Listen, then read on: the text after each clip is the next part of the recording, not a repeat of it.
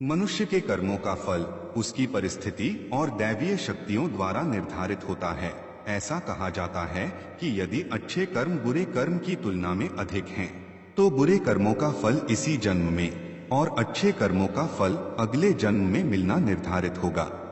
इस बात को अच्छे से समझने के लिए हम आपके लिए लेकर आए हैं महात्मा बुद्ध की एक बहुत ही अद्भुत कहानी, जो आपको आपके द्वारा किए गए कर्मों के फल को समझाने में आपके लिए मददगार साबित होगी। तो चलिए आज की यह अद्भुत कहानी शुरू करते हैं। दरअसल यह कहानी शुरू होती है नारद जी के विचारों से। नारद जी धरती पर रहने वाले लोगों को देखते हुए स्वर्ग में विचरण कर रहे थे। धरती पर रहने वाले लोगों के कर्म को देखकर नारद के मन में कर्मों के फल और पापों के दंड को लेकर विचार आए।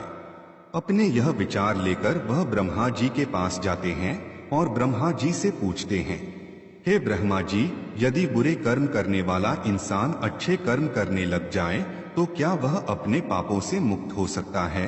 क्या वह अपने पापों से मिलने वाली सजा से बच सकता है?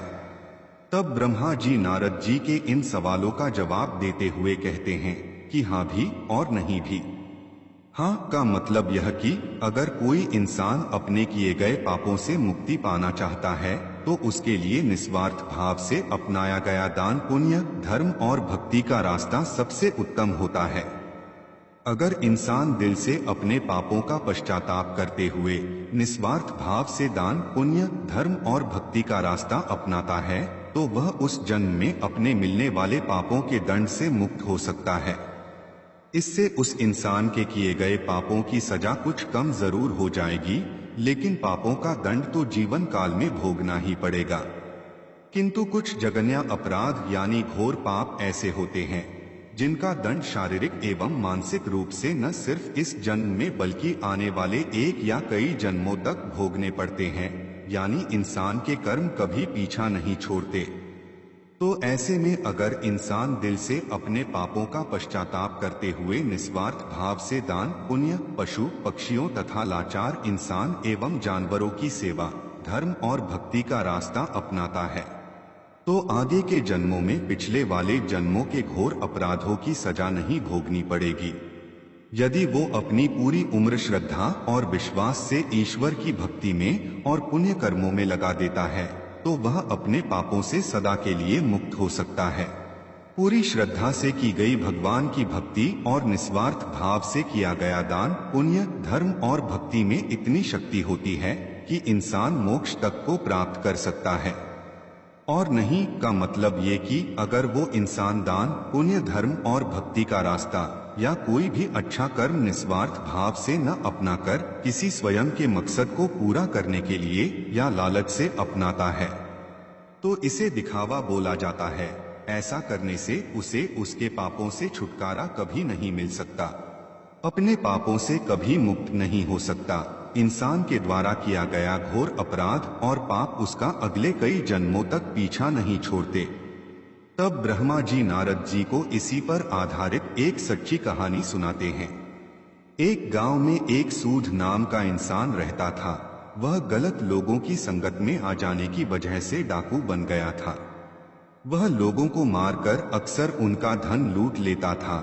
एक दिन डाकू जंगल से होता हुआ सड़क की ओर जा रहा था कि अचानक एक नाग नागिन का जोड़ा डाकू के रास्ते में आ जाता है। डाकू को देख नाग नागिन अपनी रक्षा के लिए फन फैला लेते हैं। डाकू घबरा जाता है और अपनी बंदूक उन नाग नागिन पर तान देता है। यह देख नाग नागिन क्रोधित हो जाते हैं और उस डाकू पर हमला कर देते हैं। डाकू अपनी जान बचाने के लिए 2 कदम पीछे हटाता हुआ नागिन पर गोली चला देता है। यह देख नाग डाकू पर तेजी से हमला करता हुआ डाकू की बंदूक पर चिपक जाता है। डाकू अपनी बंदूक को कहीं दूर फेंक देता है और वहां से भाग निकलता है। भागते भागते डाकू सड़क पर पहुंच जाता है। वहीं दूसरी तरफ उसी रास्ते से एक औरत और उसके साथ उसका एक 11 साल का बेटा भी था। वो दोनों घर की तरफ जा रहे थे। अचानक डाकू भी वहीं आ जाता है। डाकू को देख माँ बेटे घबरा जाते हैं।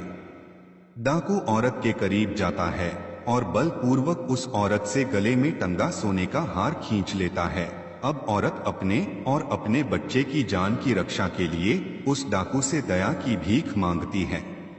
लेकिन डाकू इतना क्रूर स्वभाव का था कि वह अक्सर जिस किसी को भी लूटता तो वह उसे मार भी डालता था। इसलिए डाकू पर उस औरत की बातों का कोई असर नहीं होता और वह उस औरत को तेज धार चाकू मारकर बुरी तरह से घायल कर देता है। यह देख बच्चा क्रोध से तिलमिला उठता है और पत्थर उठाकर जोर से डाकू के सर पर दे मारता है। डाकू के सर से खून निकलने लगता है। डाकू उस बच्चे को भी चाकू मार देता है और वहां से भाग जाता है। चीख चिल्लाहट को सुन आसपास के गांव के लोग वहां पहुंचते हैं। वो उस महिला और बच्चे को तुरंत हकीम के पास ले जाते हैं। माँ और बेटा दोनों बच जाते हैं। उधर डाकू भागता हुआ फिर से जंगल की तरफ चला जाता है। बहुत थक जाने की वजह से डाकू वहीं आराम करने लगता है। दूसरी तरफ नाग डाकू का पीछा करते हुए वहीं डाकू के पास पहुंच जाता है। नाग या नागिन कभी भी अपने दुश्मन का चेहरा नहीं भूलते।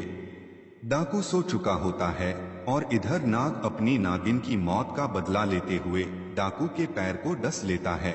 डाकू दर्द से छटपटाता हुआ वहीं मर जाता है। यह सारी घटना यमपुरी में बैठे हुए चित्रगुप्त और यमराज जी देख रहे थे। डाकू के मरते ही यम के दूत यमलोक से धरती पर डाकू की आत्मा को लेने आते हैं। वह डाकू की आत्मा को यमलोक ले जाते हैं। यमलोक में चित्रगुप्त जी अपनी किताब में डाकू के द्वारा किए गए सभी कर्मों और पापों का लेखा जोखा देखते हुए उसे उसके पापों की सजा सुनाते हैं। डाकू की आत्मा को बहुत सारी यातनाएं दी जाती हैं। इसके बाद चित्रगुप्त जी डाकू की आत्मा को बोलते हैं कि जिस 11 साल के बच्चे को तुमने चाकू से मारा था, उस पाप की सजा भोगने के लिए तुम्हारा फिर से धरती पर जन्म होगा और एक पंडित के घर होगा जहां तुम सिर्फ 11 साल तक ही जीवित रहोगे। दूसरी तरफ एक गांव में एक पंडित रहता था जिसकी पत्नी को 10 साल से कोई भी औलाद नहीं हुई थी। पंडित भगवान भोलेनाथ का बहुत बड़ा भक्त था। वह रोज भोले बाबा की पूरी श्रद्धा और विश्वास से पूजा अर्चना किया करता था। इसके अलावा वह गरीबों और साधु संतों को भोजन भी करवाता था। एक दिन भगवान शंकर पंडित की सच्ची भक्ति और पुण्य कर्मों से प्रसन्न होकर पंडित को दर्शन देते हैं। पंडित भगवान शंकर के दर्शन पाकर बहुत प्रसन्न होता है। भगवान शंकर बोलते हैं कि मैं तुम्हारी सच्ची भक्ति से बहुत प्रसन्न हूँ, बोलो क्या वरदान दूं तुम्हें। पंडित एक पुत्र की मांग करता है। भगवान शंकर तो अंतर्यामी थे, वह भूत भविष्य पहले से ही जानते थे कि पंडित क्या वरदान मांगेगा, इसलिए उन्होंने पंडित को पुत्र देने का वरदान देने से पहले ही यह बता दिया कि यह पुत्र सिर्फ 11 वर्ष ही जिएगा, उसके बाद मर जाएगा। यह जानने के बाद भी पंडित कुछ नहीं बोलता, क्योंकि उसे अपनी भक्ति पर पूरा विश्वास था कि भगवान अपने भक्त के साथ कभी बुरा नहीं होने देंगे। यह सोचता हुआ पंडित पुत्र का वरदान मांग लेता है। भगवान शंकर पुत्र का वरदान देकर वहां से अंतर्ध्यान हो जाते हैं। अगले 9 महीने बाद पंडित के घर पुत्र का जन्म होता है। इधर पंडित यह जानते हुए भी कि यह 11 साल से अधिक नहीं जिएगा, फिर भी प्रसन्न रहता है। यह बात पंडित घर में किसी से भी नहीं बताता। यह वही डाकू है जिसने 11 साल के बच्चे को चाकू से मारा था और अब एक पंडित के घर पैदा हुआ जो कि सिर्फ 11 साल ही जिएगा। इधर पंडित अपने बेटे को धर्म, कर्म, पूजा और भक्ति की सभी शिक्षाएं दे देता है। पंडित अपने बेटे का नाम शंकर रखता है। देखते ही देखते दिन बीतते गए। शंकर को 11 साल पूरे होने में सिर्फ 1 महीना ही बचा था। पंडित शंकर के मामा को तुरंत घर बुलवाते हैं और खूब सारा धन देकर काशी जाने को कहते हैं। पंडित धन देते हुए बोलता है कि वहां शंकर के हाथों 28 दिनों तक यज्ञ करवाना, साधु संतों को पूरी श्रद्धा से भोजन करवाना और पूरी विधि अनुसार महामृत्युंजय के मंत्र का जाप करते हुए 28 दिनों तक रोज सुबह भगवान शिव की पूरी श्रद्धा से विधि अनुसार पूजा करनी है। अगले ही दिन मामा और शंकर धन लेकर काशी के लिए निकल पड़ते हैं। काशी पहुंचते ही मामा और शंकर वो सब करना शुरू कर देते हैं जैसा कि पंडित ने बताया था। ठीक 28वें दिन शंकर की हालत अचानक खराब हो जाती है। शंकर के मामा शंकर को आराम करने के लिए अंदर भेज देते हैं। शंकर के मामा जब सब साधुओं को भोजन करवा के शाम को शंकर के पास वापस लौटते हैं तो शंकर मर चुका होता है। यह देख शंकर के मामा जोर जोर से रोने लगते हैं। इतने में यमलोक के दूत शंकर की आत्मा को लेकर यमलोक पहुंचते हैं। यमलोक में चित्रगुप्त जैसे ही शंकर के पाप पुण्य के लेखे जोखे की किताब खोलते हैं तो चकित रह जाते हैं और जोर से बोल उठते हैं, असंभव, अद्भुत। ये दो शब्द बोलते ही चित्रगुप्त कुछ देर तक तो यूं ही मौन खड़े रहते हैं। फिर कुछ देर बाद चित्रगुप्त ऊंचे स्वर में यमदूतों को आदेश देते हैं कि तुरंत अभी के अभी शंकर की आत्मा को शंकर के शरीर में डालकर आओ। यमदूत शंकर को उसके शरीर में पुनः डाल देते हैं और शंकर फिर से जी उठता है। अचानक यह चमत्कार देख कि शंकर के शरीर में हलचल हो रही है। शंकर के मामा की खुशी का ठिकाना नहीं रहता। वहां यमलोक में इस बात को लेकर यमराज चित्रगुप्त से सवाल करते हैं कि यह कैसे हुआ। तब चित्रगुप्त जी बताते हैं कि जब मैंने किताब खोली तो उसमें शंकर के द्वारा किए गए पुण्य कर्मों, भगवान शिव की आराधना और हवन जैसे शुभ और भक्ति की शक्ति से शंकर की कुंडली में जो उसके पिछले जन्म के पापों की वजह से मृत्यु का जो योग बना था वह योग खत्म हो चुका था। इसी के साथ शंकर के पुण्यों का लेखा जोखा सबसे अधिक था, जिस वजह से शंकर की उम्र बढ़कर 90 साल हो चुकी थी। इस वजह से मुझे सृष्टि के नियमों का पालन करते हुए शंकर की आत्मा को पुनः शंकर के शरीर में भेजना पड़ा। इधर शंकर के मामा पूरे हर्षोल्लास के साथ आंखों में खुशी के आंसू लेकर शंकर को लेकर घर पहुंचते हैं तो शंकर को जिंदा देख शंकर के पिता इतना खुश होते हैं कि मानो उन्हें नया जीवन मिल गया हो। तब शंकर सबको वो सब बातें बताता है जो उसके साथ यमलोक में हुआ। यह सुन सभी का भगवान के प्रति श्रद्धा और विश्वास और बढ़ गया। इतना बोल ब्रह्मा जी अपनी कहानी समाप्त करते हैं।